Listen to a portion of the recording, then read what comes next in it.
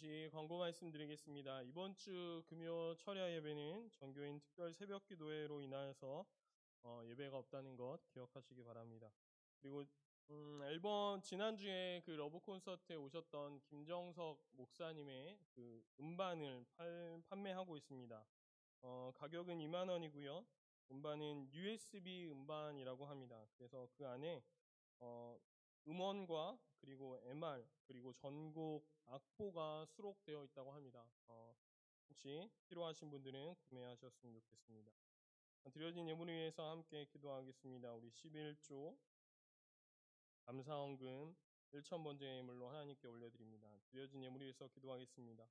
사랑과 은혜가 많으신 하나님 참 감사합니다. 하나님 오늘도 하나님을 예배하기 위해 이 자리에 나올 때 하나님께서 우리의 삶 가운데 베풀어 주신 그 은혜에 감사하여 마음과 정성을 다하여 귀한 예물 하나님께 올려드립니다.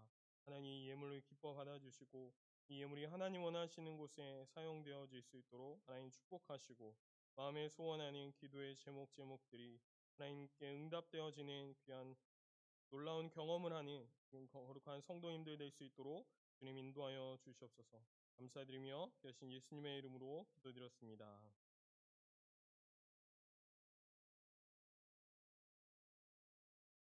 작년 8월 정부에서 발표한 코로나19 국민 정신건강 실태 조사라는 그 보고서 통계가 나왔는데 현재 우리나라 성인의 16.9%가 소위 우울증을 앓고 있는 그 우울 위험군에 속해 있다라고 합니다.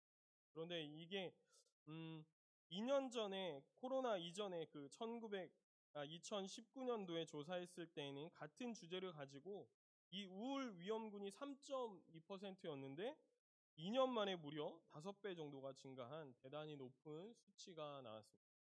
또 사람이 살면서 힘들면 극단적인 선택인 자살을 생각할 수 있는 확률이 얼마나 되느냐 조사를 했더니 무려 11.5%가 자살에 대한 그런 생각들을 하는 것으로 이건 역시도 2019년도 코로나 이전의 통계에는 4.6%에서 훨씬 수치가 높아진 것입니다. 이 코로나라고 하는 영향이 정말 많은 분들에게 이런저런 어려움, 장애물, 그리고 정말 힘들게 한 것은 사실인 것 같습니다. 우리는 인간이기 때문에 시시각각으로 불어오는 우리 주변의 외풍, 바람에 휘둘릴 수밖에 없습니다. 비단 코로나만이 그런 게 아니라 우리는 정치적으로 또 경제적으로 외교, 세계적인 외풍에 시달리고 있다는 것입니다.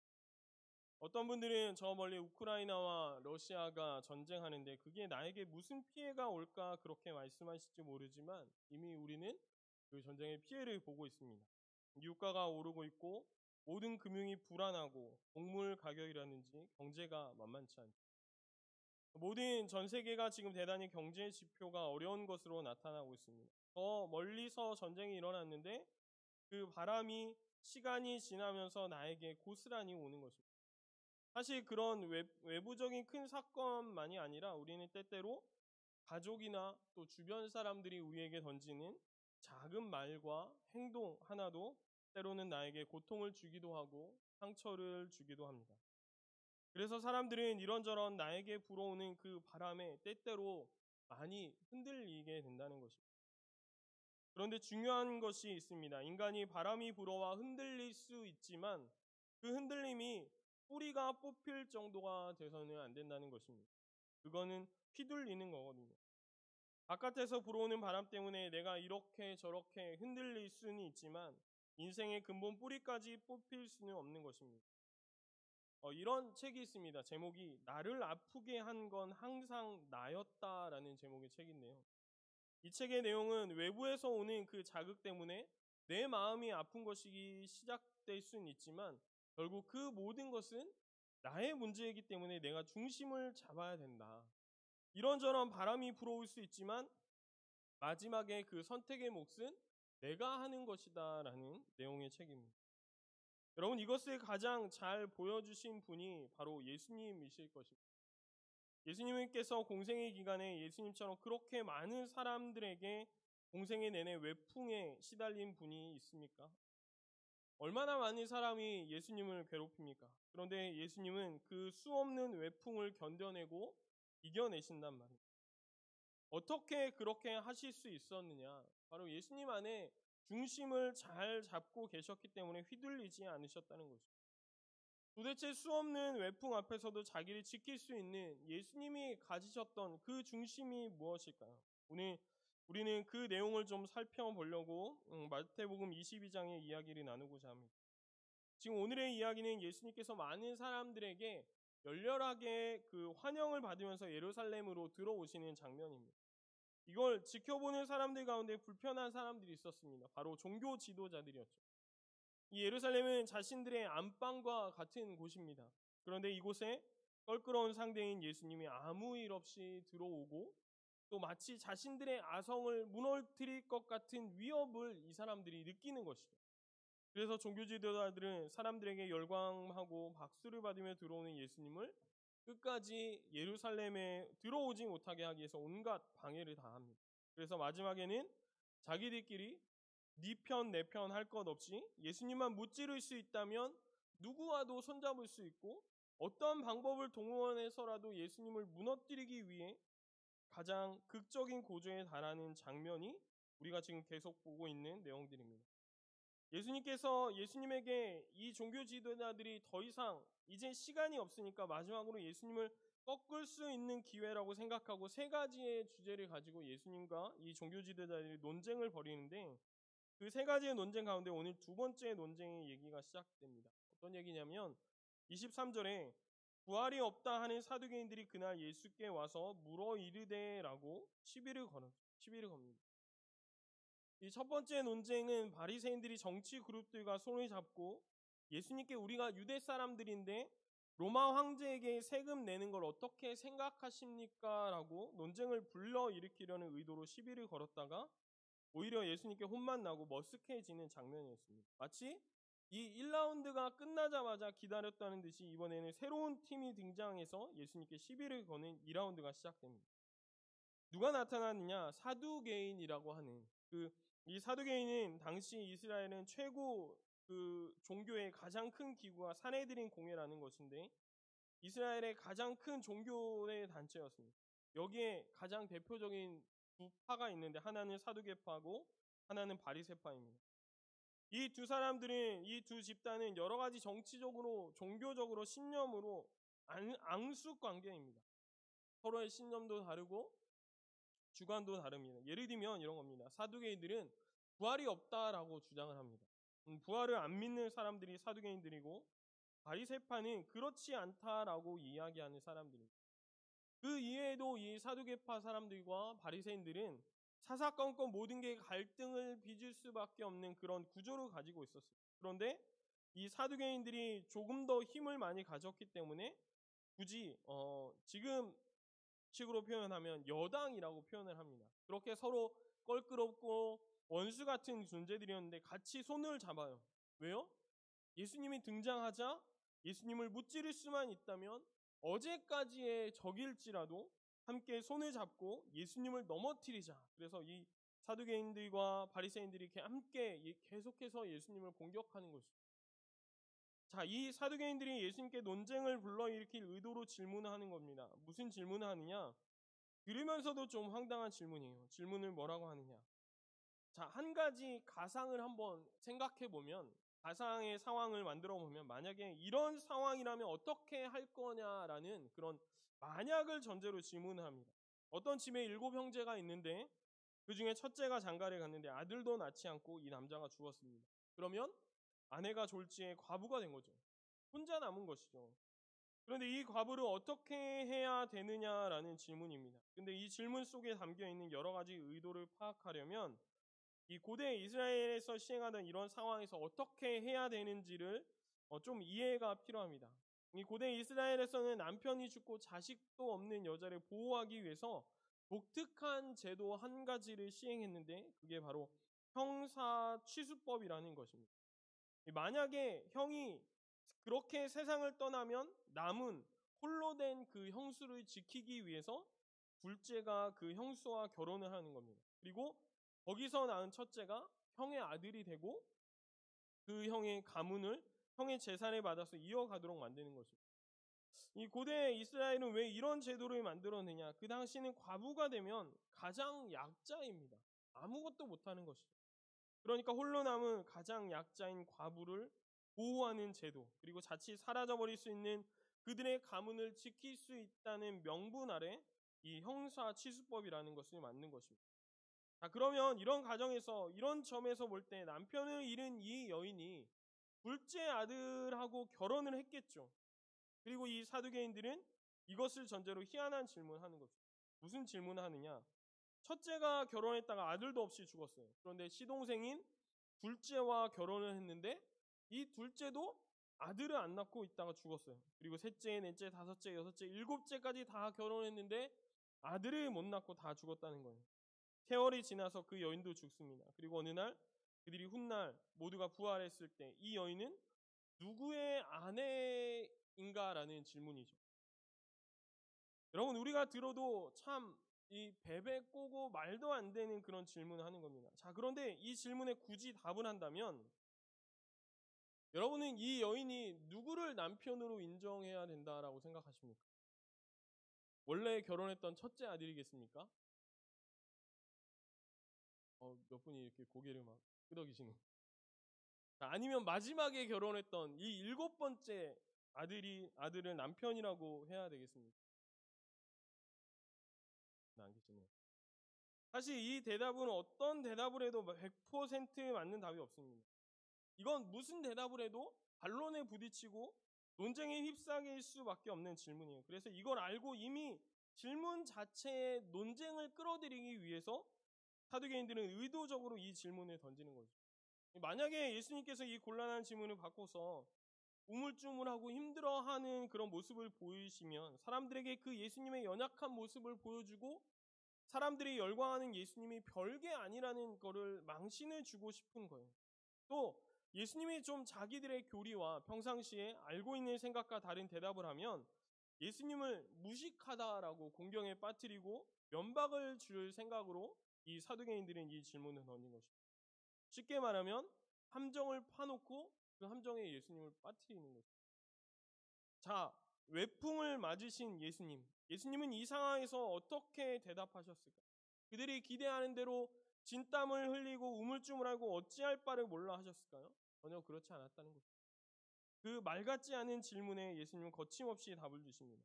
우리가 읽지는 않았지만 29절과 30절에 주신 답입니다. 너희가 성경도 하나님의 능력도 알지 못하는 거로 오해하였도다. 부활 때에는 장가도 아니가고 시집도 아니가고. 예수님께서 뭐라고 하십니까? 성경에 중요한 건 다 무시하고 어디서 이런 이상한 질문을 하느냐라고 말씀하십니다. 우리가 부활하고 천국에 가게 되면 그때는 이 땅에서 어떻게 살았든지 이 땅의 것이 소용이 없어지게 된다는 것입니다. 우리는 이 땅에 살면서 내가 누구의 핏줄이냐, 또 얼마나 지위와 재산을 가졌느냐, 어떤 명예와 또 직분을 가졌느냐, 우리는 이런 것들이 이 땅에서 굉장히 중요합니다. 그런데 예수님께서 지금 말씀하시기를 그런 모든 것들이 천국에 가는 순간 다 소용이 없다는 것입니다. 왜요?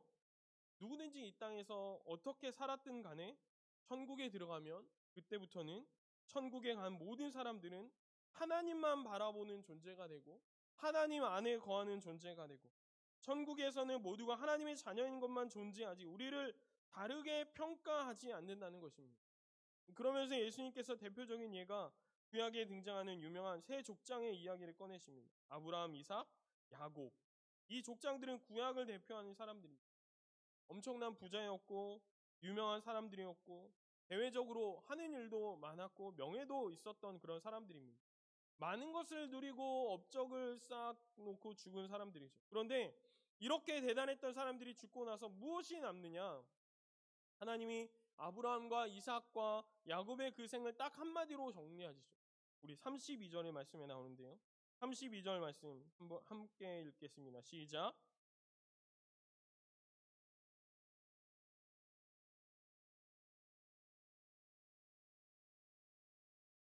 하나님은 죽은 자의 하나님이 아니요 살아있는 자의 하나님이시니라 하시니. 아멘.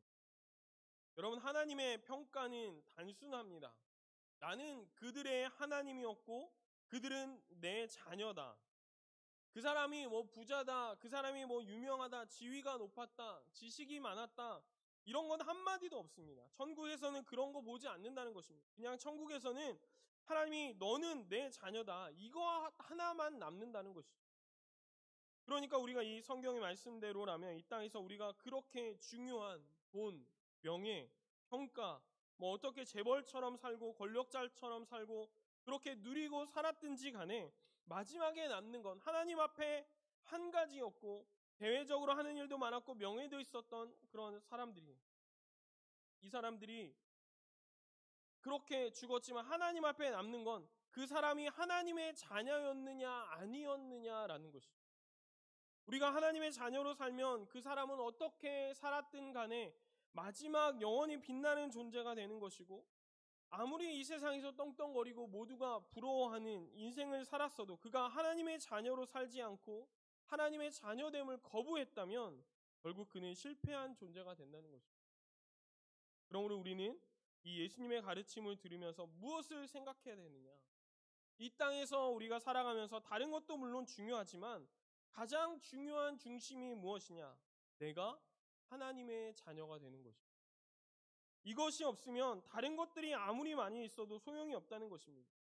예수님은 이 중심, 이 확신이 있었기 때문에 사두개인들이나 바리새인들이 논쟁을 걸어오고 시비를 걸어도 이 중심을 가지고 있었고 중심을 지키셨기 때문에 거침없이 그 외풍 앞에서도 무너지지 않을 수 있었다는 것입니다.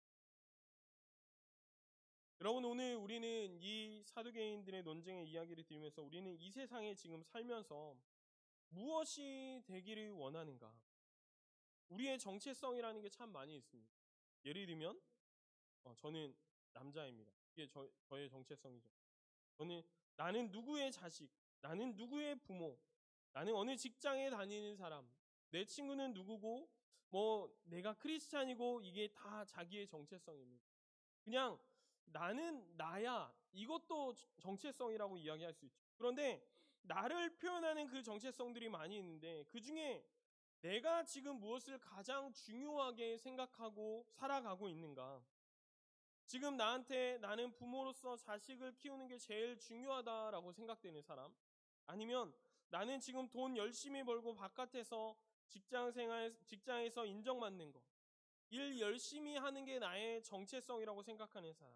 아니면 친구와 동료, 이웃과의 관계 속에서 관계를 얼마나 잘 지키느냐가 내 인생의 가장 중요한 정체성이라고 생각하는 사람? 그거 다 좋은 것이죠. 그런데 이것이 가장 우선이 되면 어떤 일이 벌어지느냐? 바깥에서 불어오는 그 상대성의 외풍이 조금만 불어와도 우리의 감정이 요동친다는 것입니다. 나의 가장 우선순위가 부모로 여기고 있는 사람은 자녀가 보여주는 작은 표정에 따라 내가 울기도 하고 웃기도 해요. 내가 일하는 것, 돈 버는 것, 비즈니스 하는 것, 이것이 나의 정체성이라고 생각하는 사람은 매일같이 그 오르락 내리락 하는 자기의 그 매출에 따라 울기도 하고 웃기도 하고, 친구와 동료가 나의 정체성이라고 한다면 그 상대가 하는 말과 행동 조그만 변화에 따라서 울다가 웃다가 날마다 그럴 거라는 거죠. 결국 내가 가지고 있는 그 정체성이 무엇이냐에 따라서, 그 상대성에 따라서 내가 좋기도 하고 어렵기도 하는 게 사람이라는 거죠. 오늘 예수님은 그렇게 죽을 때까지 그렇게 흔들리는 상대에 의해서, 환경에 의해서, 그 외풍에 우리가 이렇게 저렇게 흔들리는 사람이 아니라 그걸 멈출 수 있는 방법이 무엇이냐? 나를 표현할 수 있는 수많은 정체성 중에 변하지 않는 것, 영원히 남는 것, 그것이 뭡니까? 변치 않는 하나님, 영원하신 하나님의 자녀가 되는 이 정체성을 잡으라고 우리에게 말씀하십니다.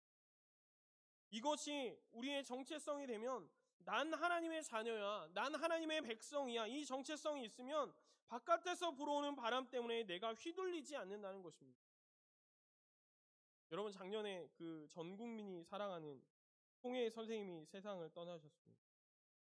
그런데 이분은 참 파란만장한 인생을 사신 분입니다. 95세까지 사셨는데 이북에서 그 월남을 하셨고 아들을 먼저 잃었습니다. 그리고 아내도 먼저 보냈습니다. 그러면 이분은 고향을 등지고 내려와서 자식을 먼저 보내고 아내도 먼저 보내고 참 힘든 상황 아닙니까? 그런데 꿋꿋하게 그 돌아가시기 전까지 온 국민들이 야 정말 대단하시다라고 여기고 사랑하고 존경할 만큼 그렇게 한 분야에서 멋있게 산 분이셨죠. 근데 이분이 모든 인터뷰에서 자기가 어떤 긍지로 지금 버티느냐라고 이렇게 질문을 했을 때 이분이 이렇게 이야기합니다. 내가 대한민국 국민들이 사랑하는 전국! 다시 한번 하겠습니다. 전국! 네, 전국 노래자랑 MC다 이 정체성으로 날마다 버티고 95세까지 꿋꿋이 버텼다는 것입니다. 이 이야기를 들으면서 우리가 나는 하나님의 자녀다 이 정체성이 있고 그것에 맞게 산다면 우리의 인생이 아무리 강력한 외부에서 불어오는 태풍이 닥쳐도 우리의 삶은 영원히 안전할 줄 믿습니다. 우리가 정말 인생을 살아감에 있어서 중요한 것이 정말 많이 있겠지만 가장 우리 인생의 중심이 있어야 될 것이 무엇이냐? 바로 나는 하나님의 자녀입니다. 라는 사실. 그 어떤 것보다도 내가 하나님의 자녀가 되는 것입니다. 그래서 우리는 매 주일마다 내가 하나님의 자녀이기 때문에 하나님 앞에 나와서 이 예배당에서 예배를 드리는 것이고 평소에 예배가 없는 날은 내가 하나님의 자녀이기 때문에 이 중심이 있기 때문에 말씀을 보고 기도하면서 하나님과의 관계를 이어가는 것이고 그 하나님 아버지가 주시는 마음으로 직장이나 가정이나 세상에 나가서 다른 역할을 감당하는 것이죠. 여러분들이 한번 따라하겠습니다. 나는 하나님의 자녀입니다. 아멘. 이 중심을 가지라는 것입니다. 사두개인들이 논란을 일으키려고 찾아왔던 이 2라운드의 논쟁도 거침없이 예수님은 이겨내시죠. 그리고 사두개인들이 그냥 납작하게 코가 깨졌다는 소문이 돌고 얼마 뒤 예수님을 찾아온 또한 무리들이 있었습니다. 이번에는 바리새인들이 찾아옵니다. 그리고 이 바리새인들은 마지막으로 자기들밖에 예수님을 넘어뜨릴 사람이 없다라고 생각하고 지금 예수님은 그 산헤드린 공회의 예루살렘 그 이스라엘 전체에 소위 날고 기는 성경 박사들이 마치 예수님께서 이 도장 깨기 하는 것처럼 하나둘씩 다 깨뜨리고 예루살렘까지 들어오니까 이 바리새인들이 나중에는 악에 마칩니다. 그래서 사두개인들까지 깨졌다는 이야기를 듣고 바리새인들이 예수님께 3라운드의 논쟁을 하기 위해서 찾아옵니다. 그리고 예수님을 무슨 논쟁으로 끌어들이냐 35절과 36절에 보니까 그 중에 한 율법사가 예수를 시험하여 묻되 선생님 율법 중에서 어느 계명이 크니이까? 여기서 말하는 율법사라는 것은요 지금으로 말하면 박사 정도일 것입니다. 어떤 분야의 박사죠. 성경을 가장 많이 연구하는 전문가가 예수님께 질문하는 거죠. 선생님, 하나님이 주신 율법이 굉장히 그 율법의 가지수가 굉장히 많은데 그 하나님 주신 말씀 가운데 가장 우선순위 하나를 꼽으라면 제일 되는 계명이 무엇입니까? 이렇게 묻습니다. 여러분 이 율법사 그 성경 전문가가 이 질문을 할 때는 그냥 하는 질문이 아니죠. 이 질문은 성경을 연구하는 그 율법 학자들 사이에서 당시 항상 논쟁이 되는 질문입니다. 저마다 유명한 그 성경 박사들이 나와가지고 자기들이 생각하는 이 하나님이 주신 율법 중에 제일 우선순위가 이거다 이렇게 항상 논쟁하고 이슈가 되는 그런 주제입니다. 그런데 이 질문을 이 성경 박사 중에 한 사람이 예수님께 의도적으로 질문을 하는 것이죠. 그 질문의 의도가 뭐냐? 오늘 35절에 이렇게 소개합니다. 시험하여 묻되라고. 예수님이 어떤 질문에도 거침없이 대답을 하시니까 자기들끼리도 전문가들끼리도 답을 찾을 수 없는 가장 민감하고 이슈가 되는 그 주제 하나를 딱 던지면서 이것만큼은 예수님이 절대로 대답을 못 하실 거야. 이런 생각으로 지금 예수님께 질문을 던지는 것입니다. 자, 이들은 어떤 생각을 했을까요? 저 예수가 머리가 좋고 그동안은 사람들에게 군중들에게 인기를 얻었어도 결국 저 사람 공부도 제대로 못한 촌뜨기인데 이 어려운 학문적인 내용이 담겨 있거나 전문가들이 아니면 풀 수 없는 이 문제만큼은 당연히 우물쭈물하거나 엉뚱한 대답을 할 수밖에 없을 거야 이렇게 예상을 하죠. 그리고 엉뚱한 대답을 하거나 대답을 우물쭈물 하면 당신 그동안 그렇게 성경에 대해서 많이 안다고 큰 소리 치더니 이것밖에 안 되느냐고 예수님을 조롱하기 위해서 잔뜩 준비를 하고 이 질문을 던지는 거예요. 그런데 예수님이 이 질문에 딱 두 가지로 정리를 하시죠. 가장 첫 번째 되는 계명은 하나님을 사랑하고 이웃을 사랑하는 것이다 라고 말씀하시고, 신명기에 나오는 하나님 사랑, 레위기에 나오는 이웃 사랑, 이 계명을 딱 꺼내서 너희들이 질문한 거에 하나님이 주신 여러 계명이 있지만 그 말씀 중에 최고로 우선으로 삼아야 될 우리의 계명이 있다면 하나님을 사랑하고 이웃을 사랑하는 것이다 라고 말씀하십니다. 기독교의 가장 핵심이 되는 이 말씀, 가장 첫 번째 계명이 하나님 사랑, 이웃 사랑이라는 이 말씀을 여러분 수없이 많이 들으셨을 텐데, 이 말씀에서 절대로 우리가 흘려보내지 말아야 될 포인트가 있습니다. 37절과 39절 말씀 한번 읽어주세요. 노란 글씨만 우리 한번 읽어볼까요? 시작. 내 마음을 다하고 목숨을 다하고 뜻을 다하여 내 자신같이. 내 마음을 다하고 목숨을 다하고 뜻을 다하여 주 너의 하나님을 사랑하라. 내 이웃을 뭐처럼 사랑하라고요? 너의 자신같이 사랑해라 라고 말씀합니다. 내가 나를 끔찍히 사랑하듯이, 그래서 나를 위해서라면 내가 모든 것을 다 하듯이 하나님과 이웃도 그렇게 끔찍히 나를 위하는 것처럼 그렇게 사랑하라는 게 하나님이 말한 계명을 지키는 거다라고 말씀하십니다. 의외로 많은 분들이 이 기독교의 가장 첫 번째 계명이 하나님 사랑, 이웃 사랑이라는 것을 다 잘 알고 계십니다. 그런데 이것을 어떻게 실천해야 될지 모른다는 것입니다. 예수님이 뭐라고 가르쳐 주십니까? 그 사람이 나라면, 내가 그 입장이라면 어떻게 받고 싶을까를 생각하라는 것입니다.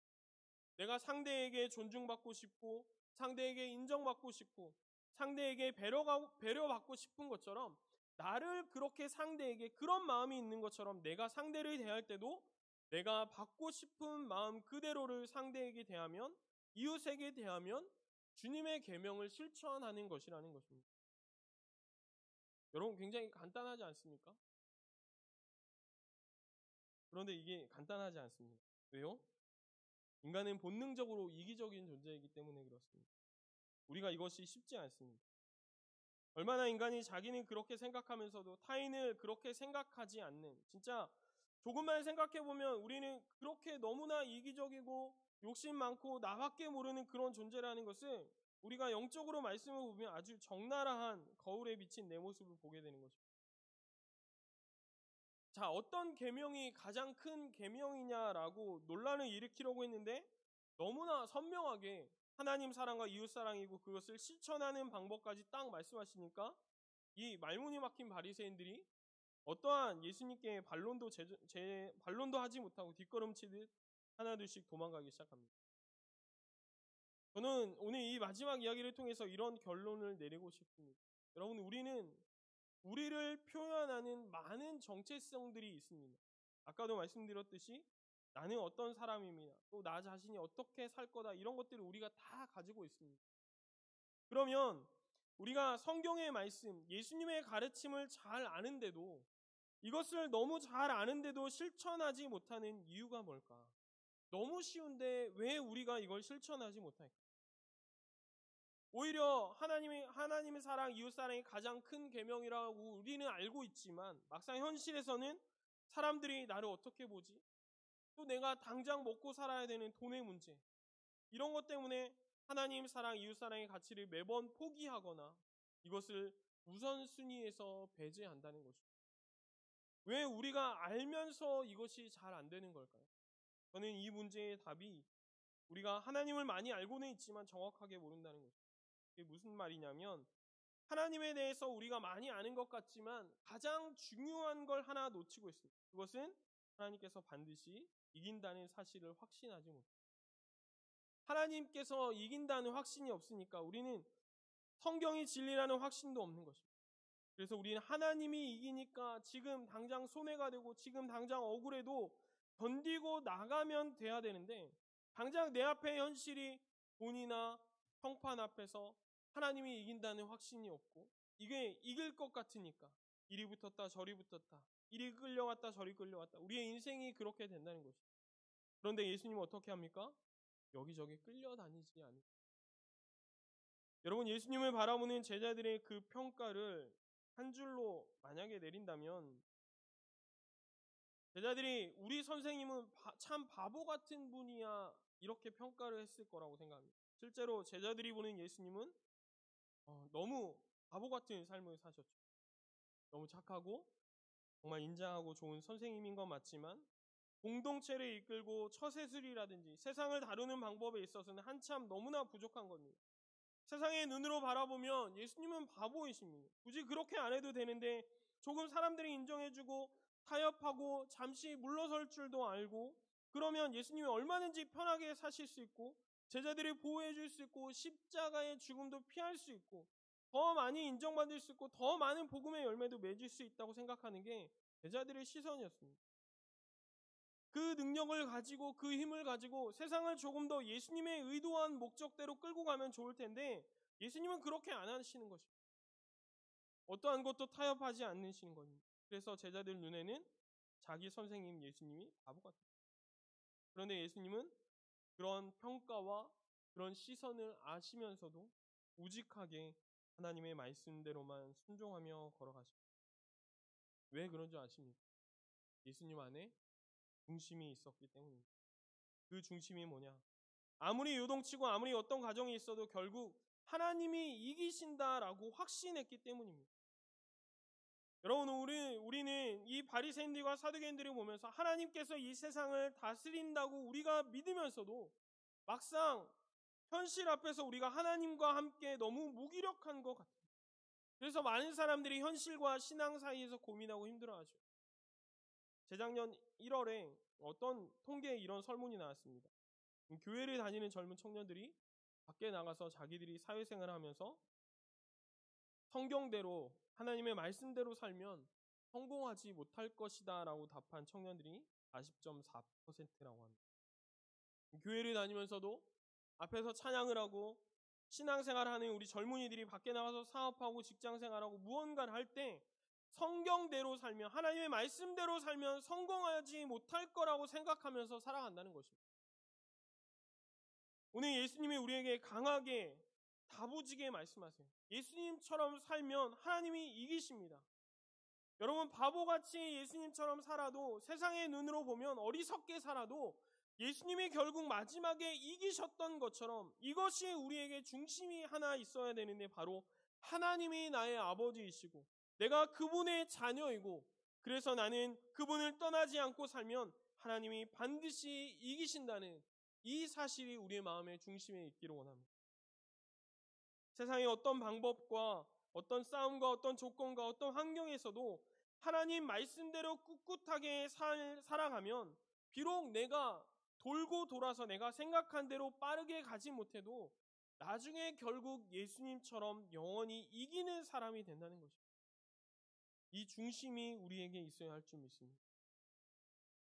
유행 따라 세상 따라 이리저리 붙지 말고 나는 하나님이 이기십니다. 이걸 믿고 걸어가는 사람. 예수님이 그 교훈을 마지막으로 가르쳐 주시는 것입니다. 여러분, 우리는 다른 것 어떤 것보다도 내가 하나님의 자녀가 되는 것에 힘을 써야 할 줄 믿습니다. 아무리 잘 살아도 아무리 대단하게 살아도 내가 하나님의 자녀가 되는 것을 못하면 다 의미가 없다는 것이죠. 하나님의 자녀가 돼야 무슨 바람이 불고 외풍이 불어도 하나님과 함께 굳건히 이길 줄 믿습니다. 그렇게 되면 하나님이 이기십니다. 무슨 일이 만나도 어느 길이 가도 어떤 상황을 만나도 하나님이 이기실 줄 믿습니다. 우리 모두 이 중심을 가지고 하나님의 자녀로서 예수님처럼 마지막에 이기는 사람, 영원히 빛나는 사람, 그 사람이 되기 위해 절대로 어떤 외풍에도 흔들리지 않는 이 중심을 우리 삶에 두고 살아가는 저와 여러분들의 삶이 되시기를 주님의 이름으로 축원합니다.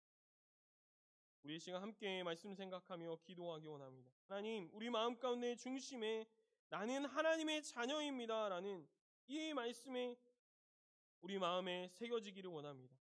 이 땅 가운데 정말 주님 다시 오실 그날까지 이 나는 하나님의 자녀입니다. 나는 하나님의 거룩한 백성입니다 라는 이 중심이 흔들리지 않고 반드시 이기실 그 하나님을 우리가 믿으며 삶을 살아가는 우리가 되게 해달라고 이 시간 말씀 생각하며 함께 기도하며 나아가겠습니다.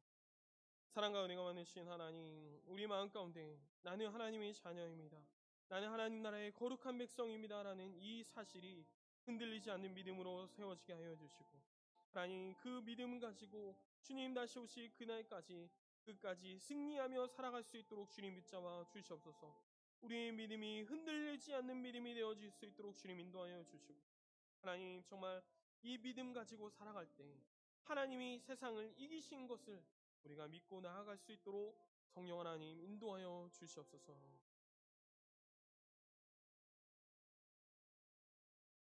사랑과 은혜가 많으신 하나님 참 감사합니다.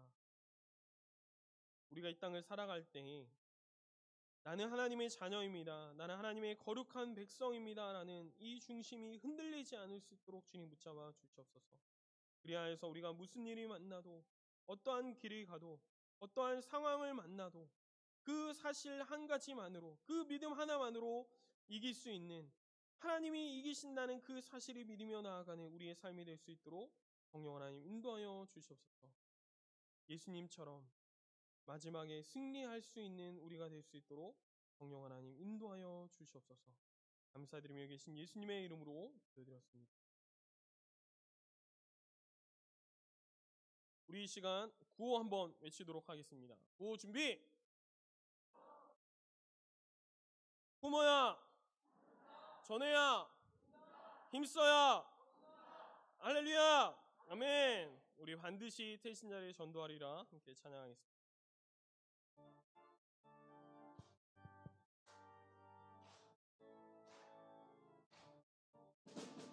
반드시 태신 자를 전도하리라, 반드시 태신 자를 초청하리라. 천지는 변해도 주의 사랑은 영원히 변치 않으리. 새 생명 축제, 신나는 천국 잔치, 기도하며 초청하리라. 믿음으로 전도하리라, 전도하리라.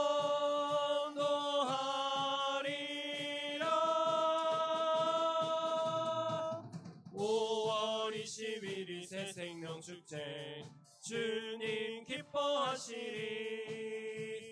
해성교회 천국의 잔치, 주께 영광 돌리리. 새 생명 축제, 새 생명 축제, 신나는 천국 잔치, 기도하며 초청하리라. 믿음으로 전도하리라, 전도하리라.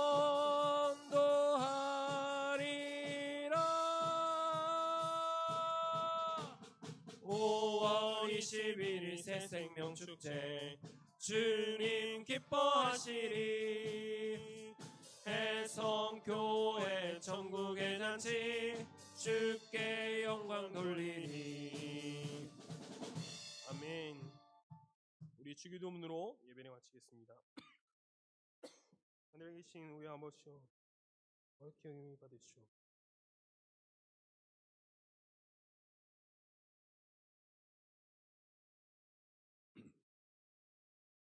우리가 우리에게 죄 지은 자를 사하여 준 것 같이 우리의 죄를 사하여 주옵시고, 우리를 시험에 들게 하지 마옵시고 다만 악에서 구하옵소서. 그의 나라와 권세와 영광이 아버지께 영원히 있사옵나이다.